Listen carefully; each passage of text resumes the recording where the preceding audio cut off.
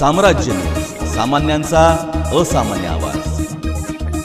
नागपूर येथे नुकत्याच पार पडलेल्या विधिमंडळ अधिवेशनात अवैध गौण खनिज उपसा प्रकरणी 4 तहसीलदार, 4 मंडल अधिकारी व 2 तलाठ्यांना थेट निलंबित करण्यात आले।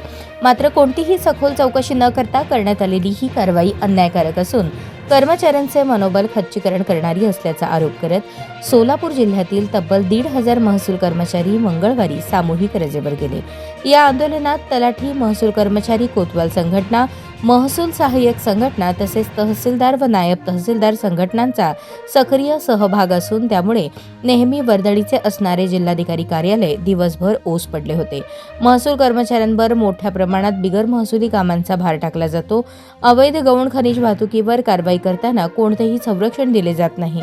अनेक वेळा हल्ल्याच्या घटनाही घडल्या आहेत। अशा परिस्थितीतही कर्मचारी प्रामाणिकपणे काम करत असताना चौकशी न करता थेट निलंबन करण्यात आल्याने संताप व्यक्त केला जात आहे। निलंबित तहसीलदार, मंडल अधिकारी व तलाठ्यांना सन्मानपूर्वक तात्काळ सेवेत पुनर्नियुक्त करावे या मागणीसाठी पुणे विभागातील विविध जिल्ह्यात आंदोलन तीव्र झाले असून जोपर्यंत निलंबन मागे घेतले जात नाही तोपर्यंत आंदोलन सुरूच राहणार असल्याचे निवेदन जिल्हाधिकाऱ्यांना देण्यात आले।